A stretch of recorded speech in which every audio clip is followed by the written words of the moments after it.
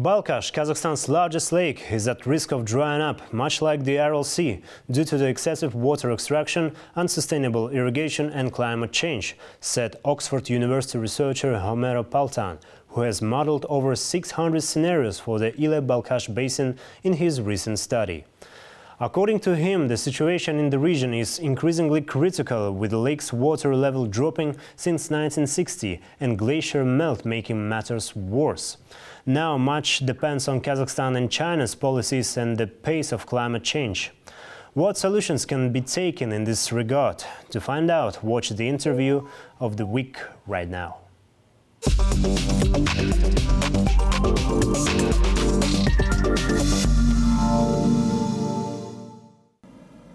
Mr. Paltan, thank you very much for joining us. It's a great pleasure to have you, and welcome to our studio from Germany.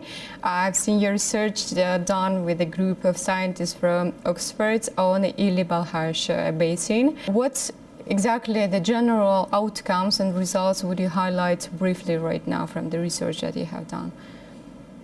Yes, so the main outputs or the key findings is I would not say that water consumption should stop, but rather water consumption, or in general water uses in the area, in the river, should be managed carefully. Right. It's a very sensitive global region, as I was mentioning before. We're talking about a transboundary catchment that is shared between Kazakhstan and China.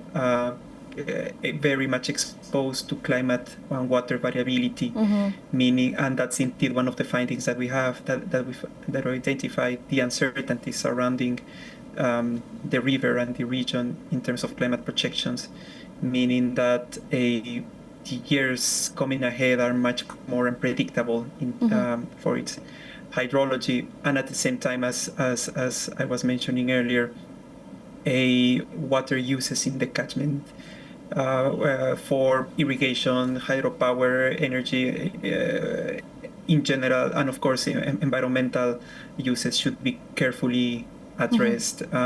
So these are the principal findings. Do you have particular solutions how carefully they have to be addressed?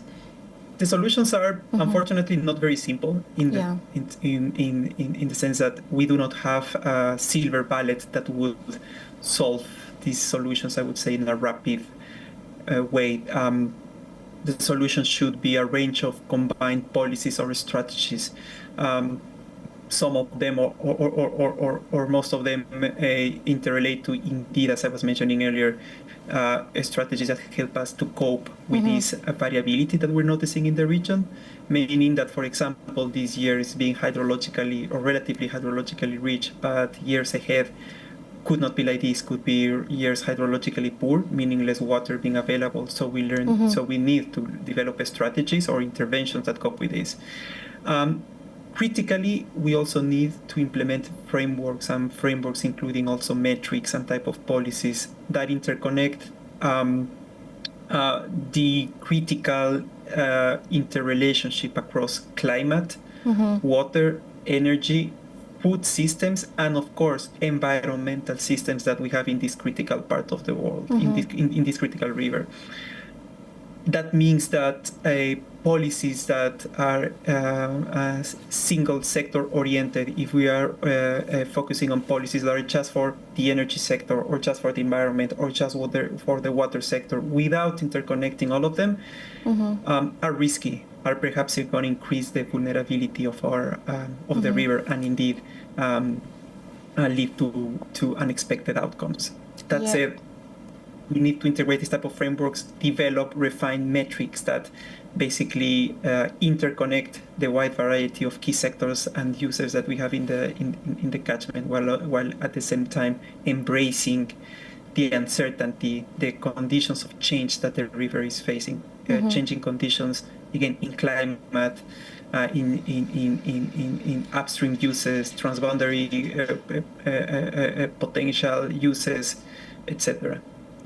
Yeah, and the research was done in 2021. Now the 3 years have passed since then. What adjustments would you do to this research if you would consider this basin once again in 2024? That's a very good question. Thank you very much for asking this. I believe that one of the refinements that I would suggest is the inclusion of future water uses, especially the new interconnections that would exist between water and energy and water for energy generation, especially for the plants that are in the region to build nuclear power plants. What I am trying to say is that perhaps further research should be done to evaluate what are the links between water security, water variability, water risks, which I was mentioning before, and energy security. Basically, should we have enough water, or are we gonna perhaps face seasons or years where we might not have enough water to meet our energy demands? Would plans again to invest in new energy sources are accounting for the conditions of water and climate risks that we were just discussing. So again, these interconnections between water and energy that are just that are intensifying, I would say, in the river, and of course with a critical environmental component here, I think need to be much more carefully evaluated in the future. Yeah, thank you very much, Mr. Paltan, for joining us. Thank you very much. It's been a pleasure. Thank you.